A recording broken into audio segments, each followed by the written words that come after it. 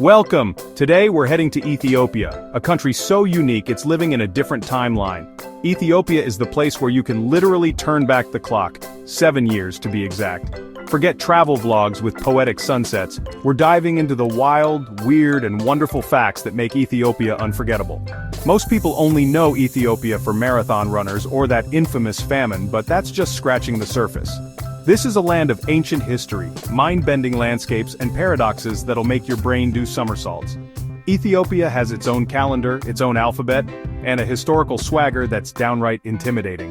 Buckle up, this is Ethiopia, unfiltered and a little bit sarcastic. Let's start with the calendar. Ethiopia is living in 2017 while the rest of us stress about 2024. They use the Coptic calendar, 13 months, 12 with 30 days, and a bonus month called Pagum. It's not a tourist gimmick, it's the official system for banks, schools, and daily life. So if you book a hotel, double-check which year you mean. Showing up 7 years early is awkward.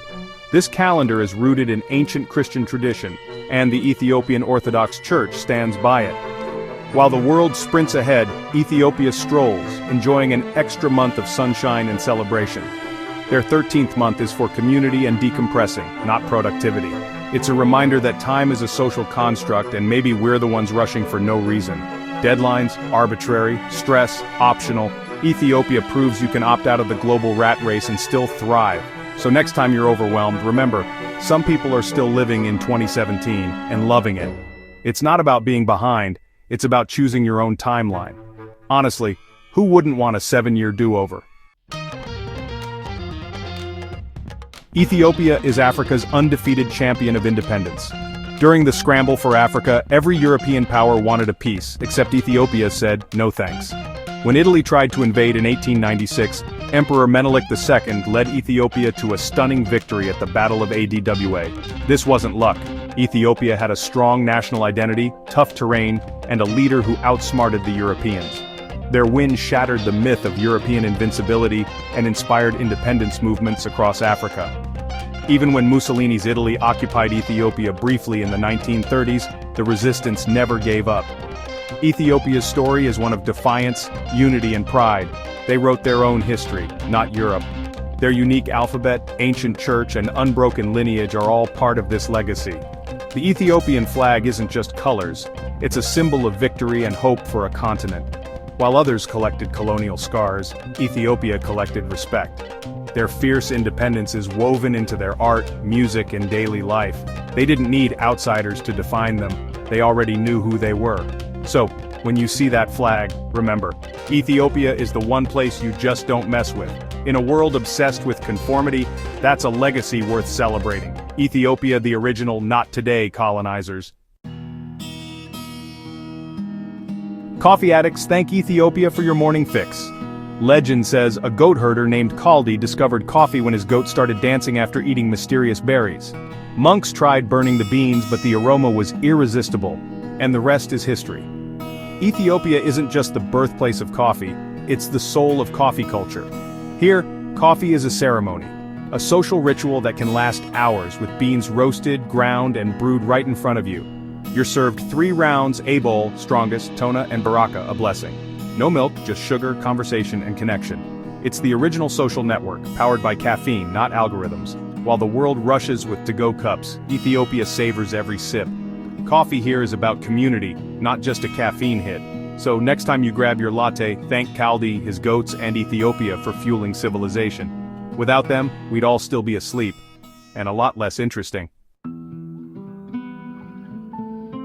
Most people build up, but in Lalibela, Ethiopia, they built down, way down. In the 12th century, King Lalibela ordered 11 massive churches carved straight out of volcanic rock, from the top down. These aren't caves, they're entire buildings, complete with windows, pillars, and intricate carvings, all below ground level.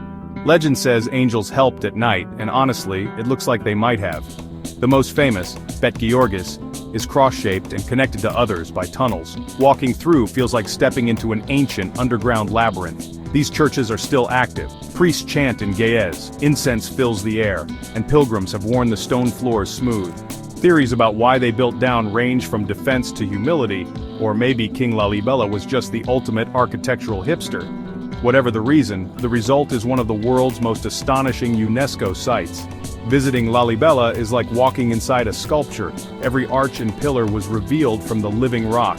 It's a testament to human ingenuity and devotion. Sometimes, the most groundbreaking ideas are literally underground. Why build up when you can blow everyone's mind by building down, only in Ethiopia? Welcome to the Danakil Depression, Earth's hottest, lowest, and most extreme inhabited place. Temperatures soar above 50 degrees Celsius, water boils naturally, and the landscape is a sci-fi fever dream of lava lakes, acid pools, and salt flats. Yet, the Afar people have thrived here for centuries, mining salt once used as currency, and leading camel caravans across the blistering terrain. The landscape is violently beautiful. Erta Ale volcanoes, lava lake, Dalil's psychedelic acid fields, and endless salt pans. Scientists study the extremophile microbes here to imagine life on other planets. The Afar are masters of survival, adapting to a place that tests the limits of life itself. Visiting requires grit, guides, and a high tolerance for heat, but it's unforgettable. The Danakil is a reminder of Earth's raw power and human resilience. Next time you complain about the weather, remember the Afar salt miners. For them, this brutal, beautiful place is simply home. It puts your bad day in perspective. The Danakil, where the planet is still wild and people are tougher than the landscape. Ethiopia, once again, redefines what's possible. When you think Rastafarian, you might picture Jamaica and reggae, but the spiritual heart of Rastafarianism is Ethiopia. It all started with Rastafari Makanan, crowned Emperor Haile Selassie I in the 1930s. For Rastafarians, he fulfilled a prophecy and became a living symbol of black pride and hope. The movement's name comes from his Ras, Prince, Tafari.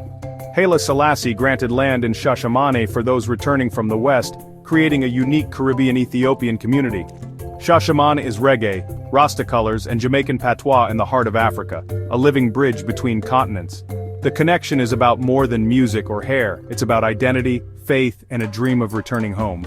Ethiopia's influence reaches far beyond its borders, inspiring movements and dreams worldwide. So while Bob Marley spread the message, Ethiopia is the promised land at its core.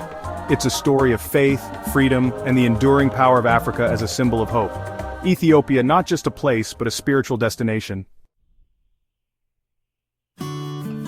Ethiopia isn't just ancient. It's the cradle of humanity.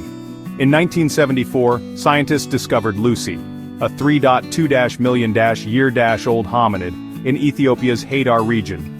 Lucy's skeleton proved our ancestors walked upright way earlier than anyone thought. The Great Rift Valley here is a fossil gold mine. Salam, Ardi, and countless others were found in this prehistoric laboratory. When you walk in Ethiopia, you're literally following in the footsteps of your oldest relatives. Every human on Earth can trace their lineage back to this land. Ethiopia isn't just one country's history, it's everyone's origin story.